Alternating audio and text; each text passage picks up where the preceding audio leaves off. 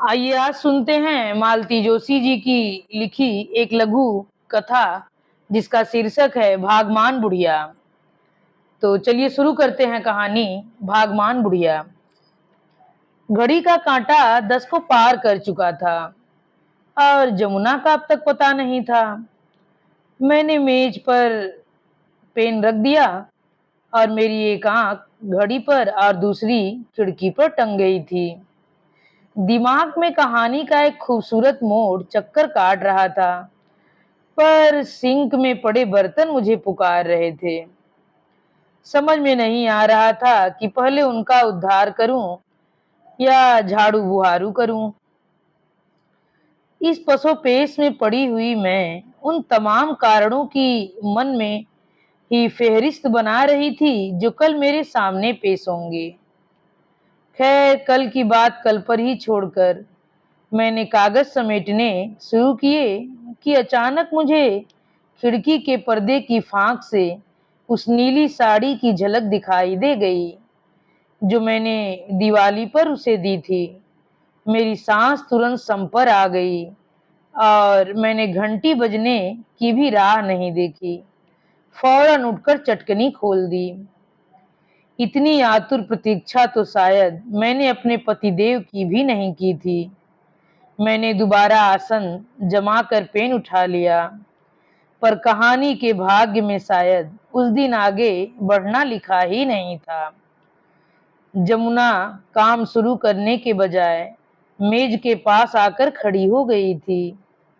किसी संभावित खतरे की आशंका से चौकन्ना होते हुए मैंने सहज भाव से पूछा, आज बड़ी देर कर दी। मम्मी जी, जॉन हमारी लाल घाटी वाली ननद है कि नहीं? उनकी सास आज खत्म हो गई। अब्बे हाल खबर आई है। मतलब आज काम नहीं होगा? काम न करनो होतो तो हम आते काहे? फोन न खटका देते? उसने मेरी नादानी पर तरस खाते हुए कहा। मैं उसकी सदा सहता पर गदगद हुई जा रही थी कि उसने पूछा, मम्मी जी, आप पे कोई नई साड़ी होगी? अभी से साड़ी का क्या करोगी? उसकी मिट्टी तो ठिकाने लगने दो। अभी से तेरही की तैयारी करने लगी। तेरही तक तो कछु न कछु जुगाड़ कर ही लेंगे, पर आग लगी या खबर तो अब्बे हाल आई है। इतनी जल्दी का इंतजाम हो जात। साड़ी किस लिए चाहिए? अम्मा को ओढ़ाएंगी कि नहीं? मुर्दे की पहरवानी करोगी? हाँ मम्मी जी, हम औरत के यहाँ तो ये रिवाज है। फिर हम तो खास भैया ठहरे, खाली हाथ जाए तो ननद की बेइज्जती होगी कि नहीं? मेरे पास उस तरह की कोई साड़ी नहीं थी। होती भी तो मैं मुर्दे के लिए नहीं देती। उसकी एवज में मैंने उसे लंबा चौड़ा लेक्चर पिला दिया। कहा कि तुम लोग इसी तरह लकीर पीटते रहते हो, दुनिया चांद पर जा रही है और तुम लोग बाबा आदम के जमाने के रीति रिवाज चलाए जा रहे हो, इसीलिए तो पनपते नहीं हो। तुम्हारी सारी कमाई मरण त्योहारों में ही फूक जाती है। वह निर्लिप्त भाव से मेरा भाषण सुनती रही और अपना काम करती रही। जाते हुए बोली, बगल वाली मैडम से पूछती हूँ, वे राखती हैं। दूसरे दिन उसने मेरा बीपी नहीं बढ़ाया और समय से आ गई, पर आते ही उसने काम शुरू नहीं किया। मेरी मेज के ठीक सामने ऊपर जाने के लिए सीढ़ियां हैं। जब भी उसके पास कुछ खास कहने के लिए होता है, वह सीढ़ियों पर आसन जमा लेती है। यह सब कुछ कहने के लिए कुलबुला रही होती है, पर यह अदा यह है कि पहल वो नहीं करेगी, मुझे ही पूछना पड़ेगा। मैंने थोड़ी देर प्रतीक्षा की, फिर सोचा कि समय तो अपना ही खराब हो रहा है, इसीलिए पूछ लिया, कल कितने बजे लौटी? ऐन दिया बत्ती हो गई थी। साड़ी मिल गई थी? हाँ, बगल वाली से ले गई थी। 100 रुपया की लायलान वाली खूब अच्छी थी। उस जर्रा उस जरा जर्रर निष्प्राण देह पर लायलान की साड़ी की कल्पना से ही मुझे झुरझुरी हो आई। मैंने विरह भाव से कहा, पड़ोसन के पैसे समय से दे देना, नहीं तो वे मेरे प्राण खा जाएंगी।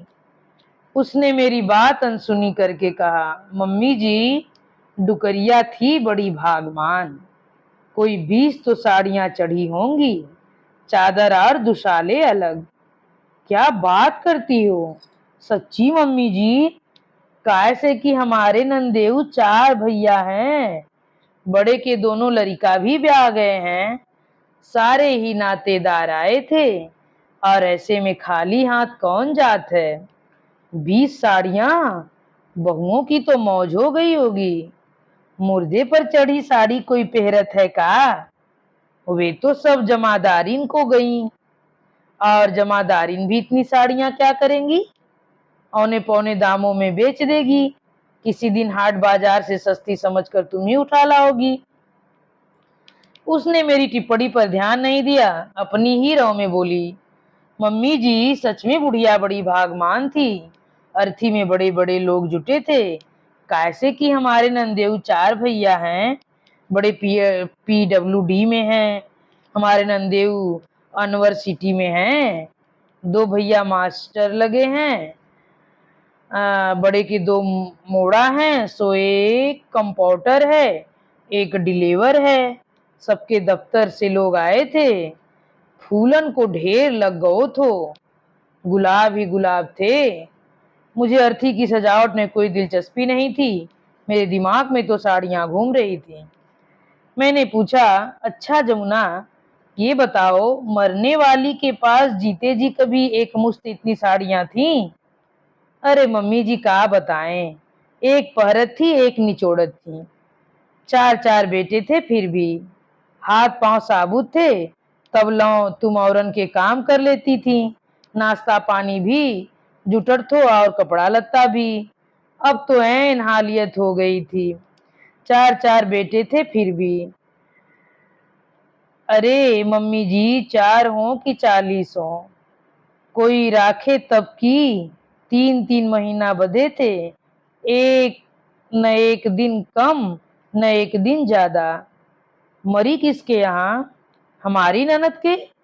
पता है, सब लुगाइयां का कह रही थी कि या बहू बहुत सेवावारी होगी, तभी तो ऊकी देहरी पर प्राण तजे हैं। सच्ची, हमें तो सुनकर ऐसी आग लगी थी कि का बताएं। तुम्हें तो बल्कि खुश होना चाहिए कि तुम्हारी ननद की तारीफ हो रही थी। आग लगे ऐसी तारीफ में, हमें का पतो नहीं है कि कैसी सेवा करत थी, पेट भर खवावत तक नहीं थी। हम जब भी जाते कहती, ये फलाने की बहू ने काम का अचार तो चखइयो, मुकते दिनन से खायो नहीं हो। कभी कहती, गोभी आन लगी का मेडी में, गोभी आलू की तरकारी खावे को मन हो रहो है, तो बनाकर खिलाई कि नहीं? राम का नाम लो मम्मी जी, ननद हमें जिंदा गाड़ न देती, कहती बुढ़िया के पेट में बरमासुर आ गओ है का, कित्तऊ खवा दो अघाइत नैया, न मुंह में दांत है न पेट में आंत है, जीव देखो कैसी लपलपावत है। सच्ची इतना दुख होता था, हम कछु बच्चन के लाने ले जाते तो एक टुकड़ा डुकरिया को नहीं देती। वे हमसे कहती, ये फलाने की बहू हमारे लानो कछु नहीं लाई का। हमने सोच लई थी कि अब की जय हैं तो अम्मा के लिए एक दोना अलग से ले जाए हैं, पर का करे, मौका ही नहीं मिलो, पट से मरई तो गई। और का बताएं मम्मी जी, 3 दिना तक कथरी पर डली रही थी। क्यों? बिस्तर पे मरती तो गद्दा फिकतो कि नहीं। बाप रे, इतनी दूर तक तो मैंने सोचा ही नहीं था। वे साल दुसाले जो अर्थी पर चढ़े पहले ही मिल जाते तो बेचारी चैन से तो मरती। बाकी बुढ़िया थी भागमान मम्मी जी, भरे दरबार से नाती पोते के कंधे चढ़ गई है। पता है, उनके लाने सोने की सीढ़ी बनी थी, सीधे सुरग को जाएंगी। सोने की सीढ़ी वो क्या होती है? जिनके नाती पोता बाल बच्चे दार हो जाते हैं उनके लाने बनत है। झूठ क्यों बोले मम्मी जी, हमने तो सुनी भर्ती पहली बार देखी है, बिरादरी में पहली बार बनी है। बड़ी भागमान थी अम्मा, उनके लाने सोने की सीढ़ी बनी है। उस भाग्यवान बुढ़िया की तिरही भी खूब धूमधाम से हुई। जमुना ने दिल खोलकर ननद की ससुराल वालों की पहरवानी की। कहना न होगा कि इस आयोजन में मेरे बटुए में भी कई छेद हो गए। हमेशा की तरह इस बार भी मैंने रुपए बतौर कर्ज ही दिए थे, पर उनका लौटना मुश्किल है, यह भी जानती हूँ। 2-4 किस्तों के बाद कभी होली, कभी दिवाली, कभी बच्चों की किताबें, कभी साल भर का अनाज, किस्तें टलती ही जाएंगी। फिर उसके रिश्ते में कोई शादी निकल आएगी या किसी के यहाँ नया मेहमान आएगा, जमुना का नया खाता खुल जाएगा। कभी कभी लगता है कि उसके लोकाचार निभाते निभाते मैं दिवालिया हो जाऊंगी। तिरही के पूरे दिन वह समय से पधार गई और अपनी हार्ट सीट पर जाकर बैठी। आज तो उसने मेरे पूछने का भी इंतजार नहीं किया और शुरू हो गई। पहले तो उसने गंगा मैया की महिमा का बखान किया, जो प्रयागराज से लाई गई थी। फिर दान दक्षिणा और सामान की फेहरिस्त सुनाई, जो पंडितों को दी गई थी। अंत में उसने महाभोज का वर्णन प्रारंभ किया। का बताए मम्मी जी, 4-4 मिठाई बनी थी, खीर अलग, इमरती, गुलाब जामुन, मोतीचूर, बालूशाही और पालक के पकौड़े, बूंदी का रायता, आलू गोभी की तरकारी, भरवा भिंडी, मटर पुलाव, जौन जौन चीज अम्मा को पसंद थी सब बनी थी। डर गए होंगे कि नहीं बनाया जो बुढ़िया गर्दन पकड़ लेगी। मेरी यह अभद्र टिप्पणी उसे जरा भी अच्छी नहीं लगी, पर मन में एक शंका का बीज तो डाल ही गई। बोली, अच्छा मम्मी जी, हम जौन चीज पंडितन को खवावत हैं वो आत्मा को पहुंचत है का? यह तो मरने वाला ही बता सकता है जमुना। हमें तो इतना मालूम है कि अगर जीते जी खिलाया होता तो उनकी आत्मा जरूर तृप्त होती। सच कह रही हैं मम्मी जी? सच बताएं, इमरती हमारे गले से उतरत नहीं थी, ता दिन हम दे नहीं पाए थे, तो सोच लई थी कि अगली बार अम्मा के लाने एक दोना अलग से ले जाए हैं, पर का करें, मौका ही नहीं मिलो। पट से मरई तो गई, पर बुढ़िया भागमान हती मम्मी जी, ज्यादा दिन रूली धूली नहीं, अपनों पट से मर गई। मुझे भी मानना पड़ा कि बुढ़िया सचमुच भाग्यवान थी। जिंदगी चाहे कैसी कसाले में बीती हो, मौत का जश्न शानदार रहा। भगवान ऐसी मौत सबको दो, सबको दें। धन्यवाद। यह कहानी यहीं पे समाप्त होती है। आप सभी श्रोतागणों से मेरा विनम्र अनुरोध है कि कहानी आप लोगों को कैसी लगी कृपया कमेंट करके जरूर बताया करें, और कृपया चैनल को सब्सक्राइब और वीडियो को लाइक किया करें। धन्यवाद।